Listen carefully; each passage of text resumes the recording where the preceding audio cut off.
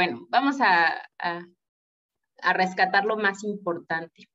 ¿Las demás chicas tuvieron la oportunidad de leerlo? No completo link. Ok. Bueno, pues igual y nos detenemos en lo más fundamental. Este texto a mí me pareció muy interesante. Es un texto de Sergio Javier Molina Martínez. Yo les recomiendo muchísimo que lo sigan. Tiene muchos textos, ha hecho algunas reformas que son importantes y sustantivas para todo el caso de los procedimientos penales. Este texto que abordamos habla sobre el nuevo sistema procesal laboral mexicano y cómo actualmente se conforman. Igual si no tuvieron como la oportunidad de leerlo por completo, vamos a ir aclarando algunos de los aspectos más relevantes. A mí me pareció que no era un texto difícil de leer, pero bueno, vamos a empezar con las opiniones generales. ¿Qué les causó leerlo? ¿Cómo les pareció? ¿Les pareció fácil? ¿Les pareció difícil? Platíquenme por qué no lo pudieron terminar a lo mejor.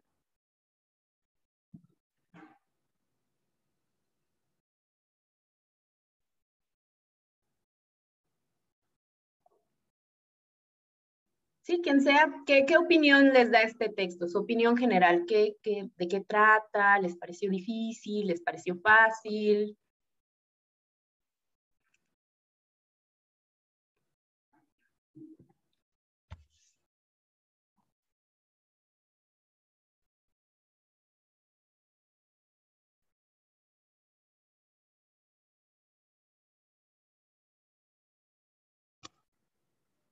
¿Sí? ¿Nos escucho? ¿Nos escucho?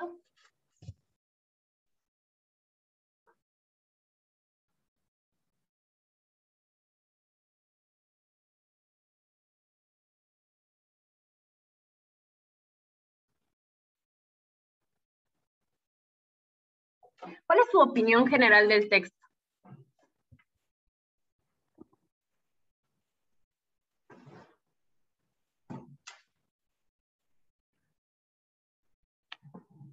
Nadie se aventura, no se peleen, chicos. Bueno, como estrategia lectora, primero que nada, a mí siempre me parece relevante empezar preguntándonos qué tipo de texto es. Porque como sabrán, nuestro texto base que vamos a trabajar para todo el tiempo va a ser pues la Ley Federal del Trabajo y eventualmente la Constitución. Sin embargo, en este texto no estamos leyendo una ley como tal o un conjunto de normas o reglas o leyes. Entonces, ¿qué tipo de texto creen ustedes que es este que les estamos presentando? ¿Sería informativo o algo así? Informativo, a ver, ¿quién más? ¿Quién da más?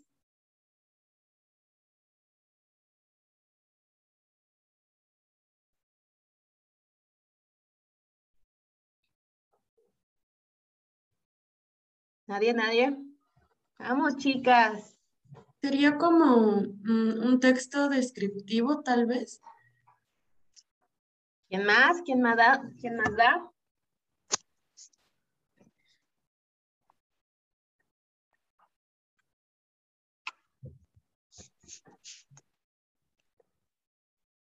Bueno, dentro del género, el género es ensayo. Es un ensayo de corte académico. Es un texto argumentativo. ¿Por qué argumentativo? Pues porque presenta de manera sistemática algunos puntos de vista y de discusión. Es importante cuando estamos leyendo textos, primero que nada, preguntarnos qué estamos leyendo. ¿Por qué?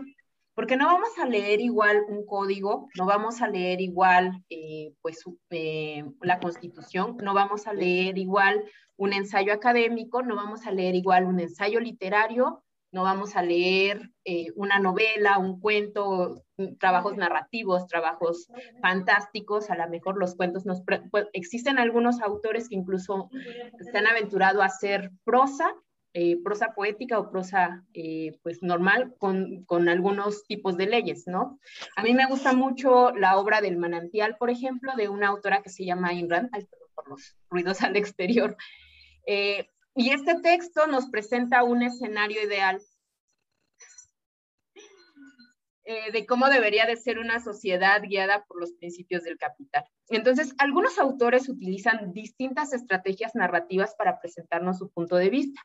Platón, por ejemplo, que también es un autor muy importante en la discusión del Estado, él nos presenta diálogos, ¿no? Que algunos son diálogos recreados, que no estamos muy seguros si sucedieron o no, pero algunos textos base se pueden leer a partir de un lenguaje histórico, de un lenguaje contextual, entonces, en este caso específico nos presenta el autor un ensayo académico argumentativo. Ese es el género y cómo lo debemos de interpretar. ¿Por qué es importante saber esto? Porque en el caso de los ensayos, podemos estar a favor o en contra, podemos estar de acuerdo, podemos generar algunos puntos de debate, puntos de discusión, cosas que no sean muy claras y podemos posicionarnos al respecto. Sin embargo, frente a leyes, aunque a ustedes no les gusten cómo están configuradas, para poder posicionarse al respecto y decir que estás en contra de esta ley, por ejemplo, la prohibición de la marihuana, podemos decir que estamos a favor o en contra, se genera toda una discusión y todo un debate, pero en sí mismo los argumentos que se presentan para formular una reforma de ley, una reforma pues constitucional, es un proceso muy largo. Así que estos ensayos nos sirven sobre todo porque tiene un carácter expositivo, ¿no? Sí tiene un carácter expositivo, pero no es como tal un texto expositivo. Los textos expositivos se consideran sobre todo como estos artículos de opinión, donde te hablan, no sé, de los valores, no sé, de la marihuana en este caso, o el valor de la cerveza, o pues etcétera. Cualquier punto puede tener algo expositivo, pero cuando estamos hablando de argumentos, es una importante estrategia lectora poder identificar. Ahora, ¿cómo se encuentra estructurado? ¿Alguien tendrá por ahí idea cuál es la estructura básica de un texto académico?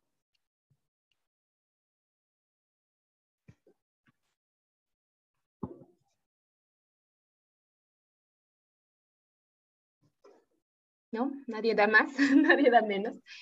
Bueno, la mayoría de textos académicos se sirven de un modelo lógico. Algunos de estos modelos lógicos, les llamamos silogismos, presentan argumentos de una manera coherente y que son convincentes. Entonces, en algunos casos vemos la estructura de síntesis. Por ejemplo, presentas una tesis, corresponde una antítesis y presentas la conclusión. Este es un modelo sintético. Tesis, antítesis, síntesis. Cuando estamos hablando de argumentación, es muy importante identificar esto.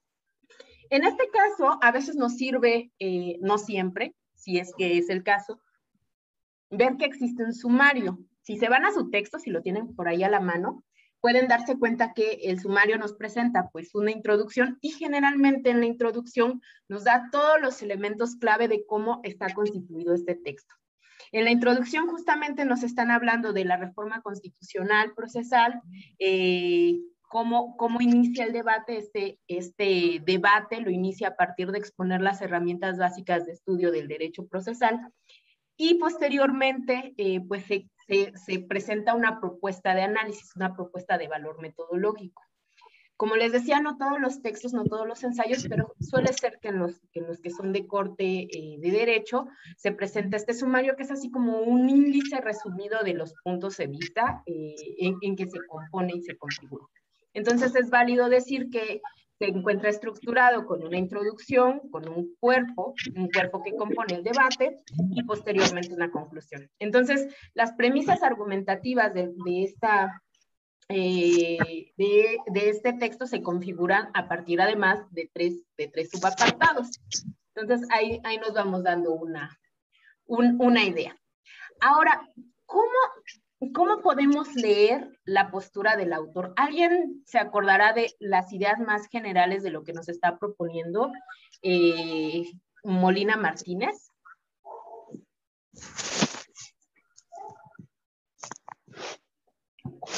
¿Qué nos propone? ¿Qué nos dice Molina Martínez?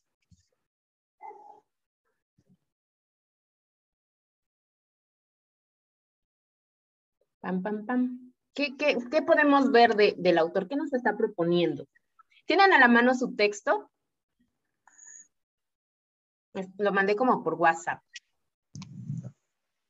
Yo sí lo tengo a la mano. Ok. Entonces, Por ejemplo, podemos leer en la introducción, la segunda página, el segundo párrafo, la reforma. ¿Me puedes, por favor, apoyar con la lectura, Ángel? La reforma constitucional no contiene las bases para configurar las formas procesales del procedimiento. Solamente existen menciones de los órganos jurisdiccionales que deberán impartir esa justicia laboral, a los cuales ahora se les denomina tribunales laborales. Ahora, lo que vemos por ahí, pues es una exposición de un argumento, pero además ahí ya podemos percibir un poco de la intención del autor, ¿no? El autor, por ejemplo, comienza el debate posicionándolo histórica y contextualmente, ¿no? ¿En qué momento surge este debate? Entonces, desde ahí, desde la introducción, podemos darnos cuenta que, por ejemplo, él se encuentra posicionado a partir de cómo se configuran los tribunales laborales. También, por ejemplo, nos dice que la delimitación de los elementos distintivos del procedimiento, y nos habla de ellos, finalmente apuntan a algo que él va a configurar, ¿no? Finalmente, él delimita ciertos nuevos principios, nuevos procedimientos, pero en este caso es un poco difícil leer o intuir cómo el autor se está posicionando respecto de ellos.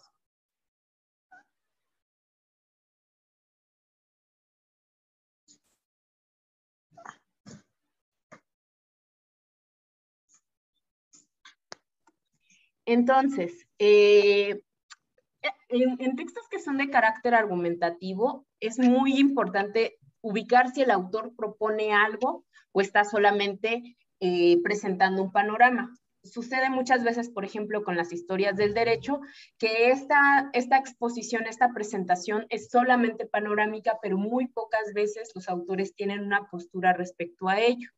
En las conclusiones, si dan así como una lectura rápida, lo que a veces hacen algunos sinodales es que nada más se fijan en la introducción y las conclusiones para ver si es consistente. En las conclusiones podemos ver si el autor da respuesta a las interrogantes que se está afirmando a lo largo de este apartado. Entonces, yo por ahí les doy un tip, que cuando tengan así un problema de que no terminaron de leer un texto o algo así, pues se vayan como leyendo muy claramente la introducción y posteriormente las conclusiones, como para ver qué tan compatible es y si el autor logró resolver pues sus apartados. No todo lo demás es el cuerpo que tiene argumentos y que son sistemáticos y que podemos ver si algunos son mejores argumentos que otros.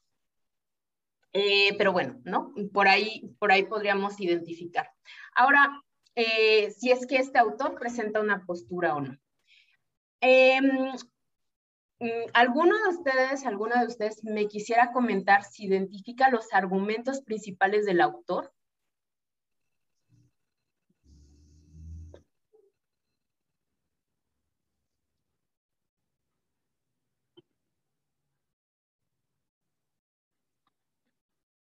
Estamos hablando sobre todo de estrategias lectoras, ¿no? Estrategias lectoras que deberían de ser más o menos relevantes ya en el semestre en el que están, que es séptimo, para poder identificar propuestas.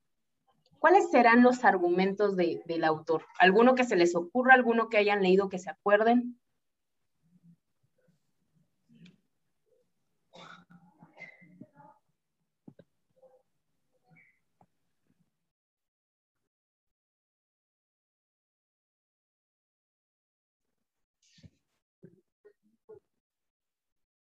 ¿Nadie? ¿Nadie se acuerda de ningún argumento que haya presentado el autor?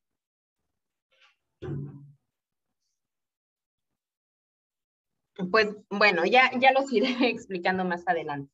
Pero por lo menos estas estrategias lectoras yo espero que les sean útiles cuando estén posicionándose, leyendo o releyendo algunos textos de carácter académico, porque son preguntas básicas que deberían de formularse en toda investigación. Cada vez que se presenten frente a un texto, frente a un ensayo, estas estrategias lectoras les pueden servir para dar un análisis sintético, ¿no? Por ahí les comento que debería de ser importante cada vez que leen algo y puedan presentar pues alguna exposición de ello, que identifiquen esto. Primero, ¿qué tipo de texto es?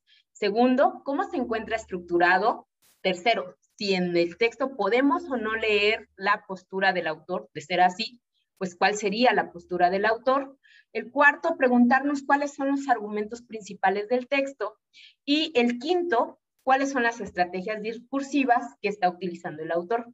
Cuando hablamos de estrategias discursivas nos estamos refiriendo sobre todo a cómo proceden sus argumentaciones, que en este momento parecería no tan importante, pero sobre todo porque ahora nos enfrentamos en un nuevo sistema de defensa, en un nuevo sistema de juicio oral. Es muy importante que aprendan a identificar estrategias discursivas y argumentos, porque esto es algo que les va a competir el resto de su vida laboral. Entonces es importante que comiencen a desarrollar por ahí esta habilidad de identificar estrategias discursivas y argumentos. Bueno, continuamos.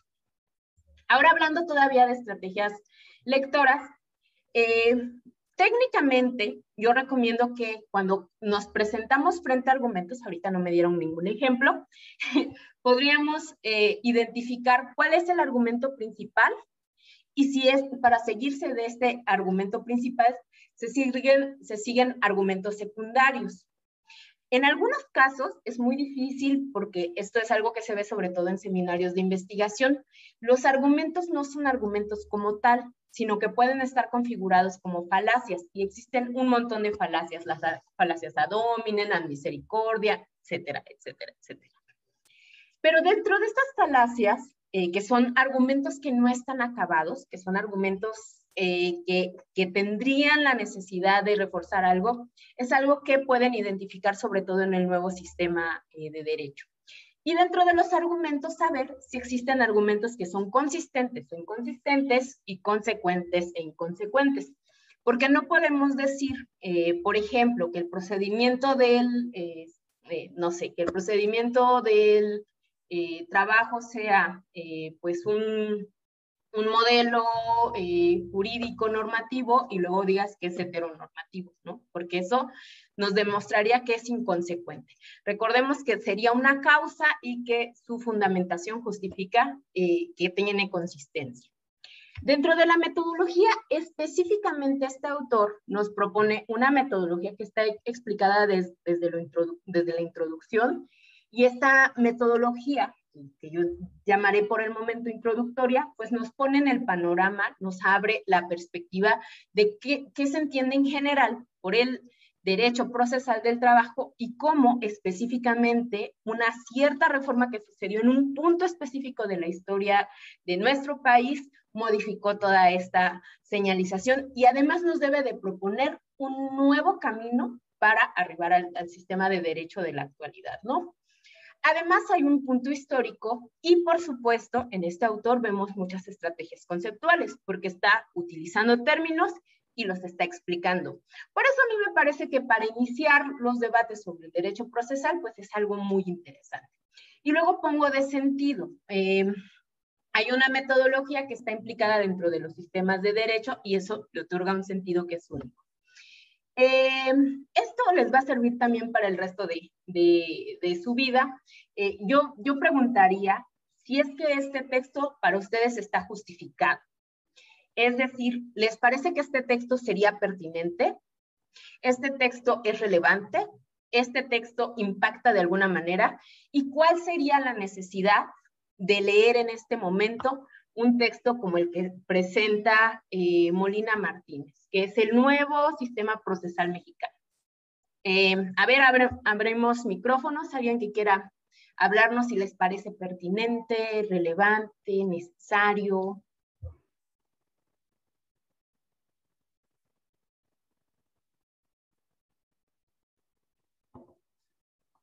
Pues yo diría que sí es necesario leer este texto porque habla de la justicia laboral que se da en nuestro país, ¿no?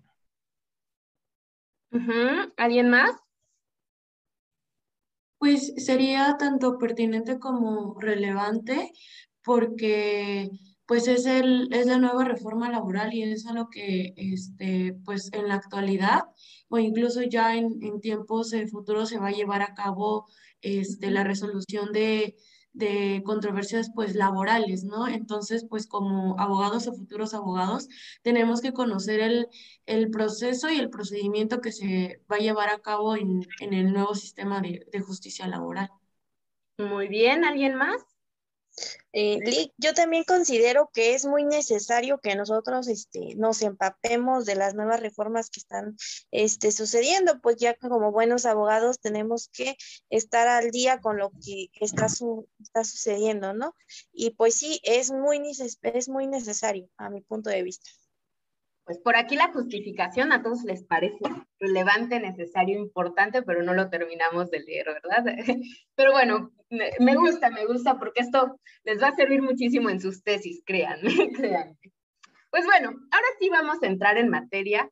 Lo primero, por lo menos para mí, me presenta un panorama de cómo debemos de acercarnos a cualquier escrito, a cualquier tema que sea controversial. Y bueno, creo que me adelanté, no, pues tenemos por aquí uno de los temas con el que empieza la discusión después de este análisis introductorio, donde nos está posicionando históricamente, donde nos está explicando en qué va a consistir.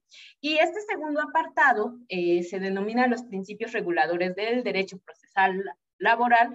Han dejado de atender a la realidad actual que exige diversos estándares. Bueno, les voy a decir que como estrategia lectora, horrible título porque está larguísimo, estándares procesales. Pero bueno, lejos de si es un título poco atractivo, trata de condensar algunos de los principios que están en los que va a dividir este análisis. El primero es la concepción del derecho procesal laboral, es decir, a mí me parece un texto pues relevante porque nos empapa de toda la conceptualización, de toda la jerga que vamos a comenzar a utilizar en esto que es el derecho procesal laboral. También nos va a proponer los principios del derecho procesal laboral. Y aquí ya vemos si está posicionado, porque él nos habla de la incorrecta materialización de los principios de la justicia laboral. Ahí ya podemos ver que el autor está diciendo que hay algo que no ha terminado de cuajar dentro del derecho laboral y está dando un punto de vista, una opinión, a partir de un análisis de datos, sí, contrarios a los derechos fundamental del acceso a justicia. Entonces, ahí ya podemos ver desde ese pequeño subapartado, el título de este subapartado, cómo se está posicionando el autor. Bueno, entonces, el autor nos habla de algunos de los conceptos. A mí me parece siempre que es muy relevante cuando analizamos textos, en grosso modo, hacer, digamos, un glosario conceptual, un glosario de términos, para saber en qué sentido va a entender el autor este concepto, y si nosotros podemos estar en contra o a favor de cómo lo vamos a entender, pues eso ya no es algo que le competa al autor.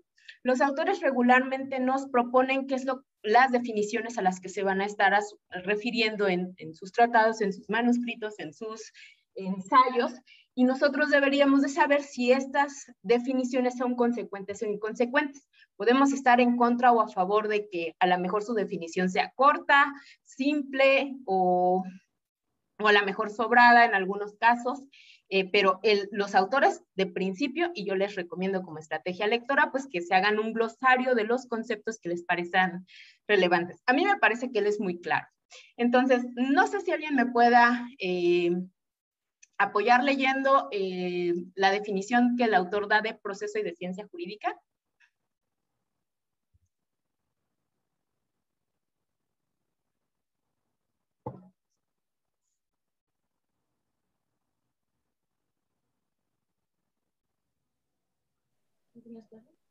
Dijo de proceso y ciencia jurídica, ¿verdad? Proceso. Tanto como un objeto de estudio como un instrumento de solución de conflictos. Ciencia jurídica. Hacen del proceso su actividad como aquel instrumento que a una sociedad convulsiva busca hacer efectiva la legalidad y seguridad jurídica, uno, mediante la aplicación de normas objetivas materiales o con la realización del derecho subjetivo en los casos concretos. Perdón, no borré ese uno porque es una cita que él coloca como cita explicatoria, o sea, como que da más definición al respecto de seguridad jurídica. Pero bueno, Entonces podemos decir, estar a favor o estar en contra de lo que él sostiene que es el proceso, pero el autor ya está dando una definición, ¿no? En este caso, considera que como objeto de estudio se va a interpretar en el sentido de instrumento de solución de conflictos. El bagaje de lo que nos aporta de ciencia jurídica es un poco más complicado, pero también más rico. Porque por un lado, o sea, no sé si alguno de ustedes ha oído esta palabra de convulsiva. ¿Alguien sabrá qué es convulsivo, convulso?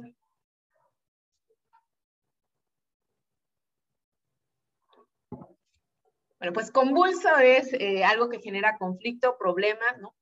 A veces hasta suena poético decir en las medianas edades en que mi juventud convulsa, es el punto de conflicto.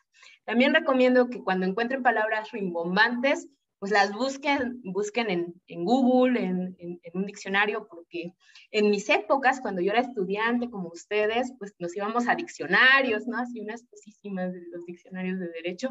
Ahora la tienen más fácil, ¿no? Hay diccionarios jurídicos. Si encuentran palabritas raras o rimbombantes, búsquenlas e incorpórenlas en su léxico, porque además, pues van a ser futuros abogados, abogadas, señores, señoritas. Yo quiero escucharlos en una argumentación sofisticada, entonces yo les recomiendo que hagan esto, que integren más vocabulario, más jerga en esto. Pero bueno, regresando a ciencia jurídica, dice que tengo pocos minutos para terminar. El autor propone que esto hace del proceso una actividad y un instrumento que en una sociedad que se encuentra en crisis está tratando de llegar a la legalidad y a la seguridad jurídica. Y justamente una ciencia jurídica debería de ser el principio regulador, la cuestión como más abstracta que está al exterior, pero que también se objetiviza en normas y que son materiales. Entonces a mí o sea, a lo mejor pienso que de proceso se queda un poco corto, aunque va a darle como más elementos a lo largo de la discusión, pero la propuesta que nos da de cómo entendemos ciencia jurídica me parece muy relevante, porque la ciencia jurídica está por todos lados. ¿Alguien me apoya, por favor, con derecho procesal?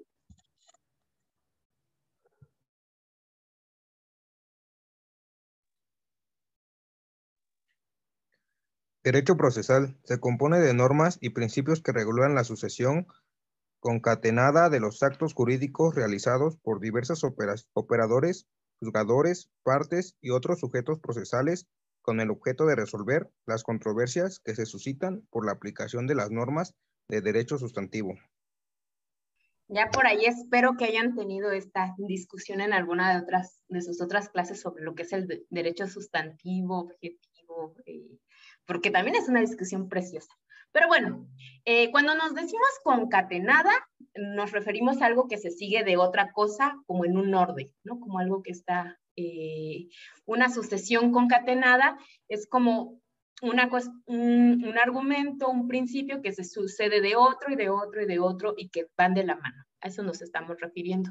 ¿Y cuál es otra? Suscitar, pues algo que se presenta. Entonces, el derecho procesal, según el autor, es una rama que está hecha de normas. Ya tenemos la discusión de normas presente.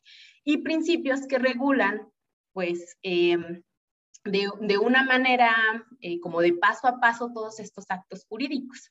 Entonces, el derecho procesal lo vamos a entender en términos muy generales como toda esta serie de pasos, por lo menos en abstracto, pero que además implica juzgadores, quienes imparten la justicia, y a todos los sujetos que somos parte del derecho procesal, es decir, pues quienes estamos dentro del procedimiento, y su objetivo, pues debería de ser resolver, y miren qué brillante es el autor porque lo pone entre comillas. Sabemos que en el fondo, o quizás no lo han pensado, pero muchos de estos pactos pues no se resuelven. Pero tendría la idea de por lo menos resolver estas controversias que sabemos no están presentes en el derecho sustantivo, por lo menos en estructura. A ver, voy a subir esto, a ver, por favor, alguien me apoya con la definición de función jurisdiccional.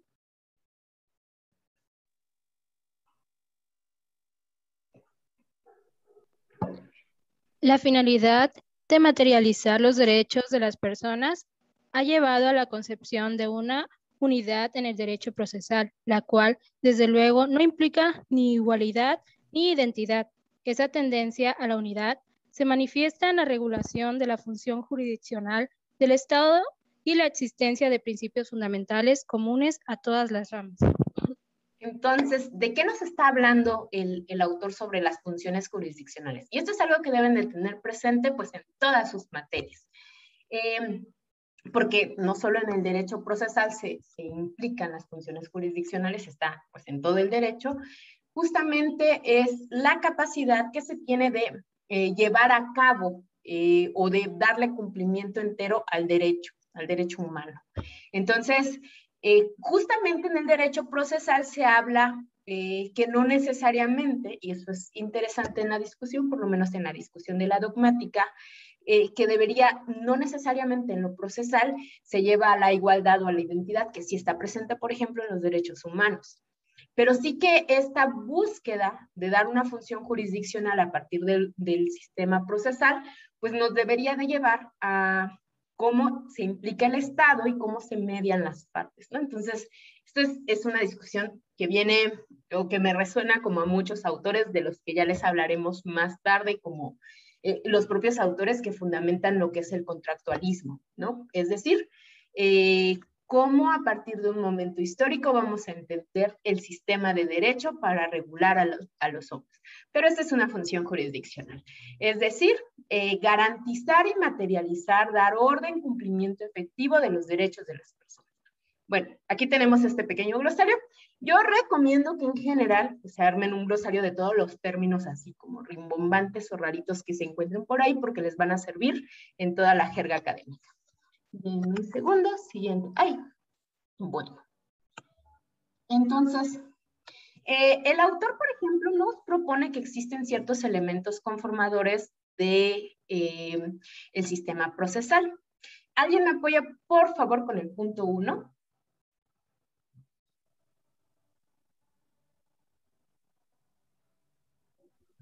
Inciso 1. Existe coincidencia en la dualidad como objeto de estudio y conjunto de normas. Bien. Entonces, aquí el autor nos da 4 puntos de qué es lo que conforman el derecho procesal. Me estoy quedando como a 4 minutos de que se cierre el Zoom, pero bueno, está bien para que descansen porque traigo una presentación un poco más larga, pero la podemos seguir debatiendo el día de mañana. Entonces, dentro de los elementos conformadores, el autor señala 4 puntos. Yo les recomiendo, por favor, pues que se vayan como a su material.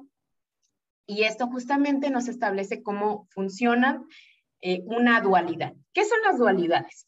Cuando hablamos de polos, cuando hablamos de principios que se oponen, pero que al mismo tiempo son compatibles en el mismo sistema. Entonces, el objeto de estudio o que conforma el derecho procesal finalmente nos lleva a entender cómo estos principios que son prácticos y que al mismo tiempo son teóricos se insertan en un mismo sistema que es el procedimiento. Entonces, esta dualidad, que es algo como una entidad abstracta o algo así, está presente en todo lo que es el conjunto de normas. Pero bueno, ya me voy quedando como muy, muy cortita de tiempo. Ojalá y la próxima sesión del día de mañana se puedan conectar pues un poquito más temprano. Mañana va a haber sesión. Les suplico que por favor sigan leyendo el texto. Si no tuvieron tiempo, no es tan largo, son 33 páginas. En mi maestría nos avientan textos como de 150 páginas de un día para otro, entonces creo que no es tan pesado. Y bueno, si tienen alguna pregunta antes de finalizar la sesión, estoy como a 2 minutos de que me corte el Zoom, porque además creo que mi cuenta ni es académica. ¿Alguien tiene alguna duda, alguna pregunta?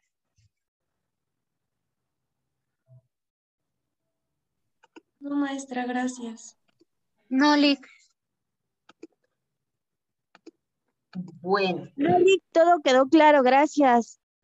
Yo les suplico, por favor, que sigan leyendo el texto. Mañana todavía lo vamos a trabajar. Entonces, ya con todas estas estrategias lectoras que les di al principio, pues los que no pudieron estar como los primeros minutitos de la sesión, recuerden que siempre trato de subir las sesiones grabadas para que pues se empapen un poco de cómo vamos a leer el texto. Les pido por favor que lo sigan, pues que lo sigan leyendo, mañana todavía lo vamos a trabajar, y que identifiquen estas estrategias, ¿no? A ver si para el día de mañana ya tengan como más claridad de las preguntas que les hice, como cuál es el argumento principal, cuál es la postura del autor, ¿qué me pasa? ¿Cuál es el argumento principal? ¿Cuál es la postura del autor? ¿Cómo está estructurado el texto? Y que puedan identificar los argumentos sería algo muy, muy rico para que pudiéramos irlo discutiendo y pues no estuviera sola como hablando como cualquier cosa. ¿Alguna otra pregunta? ¿Algo que se les haya quedado en el aire?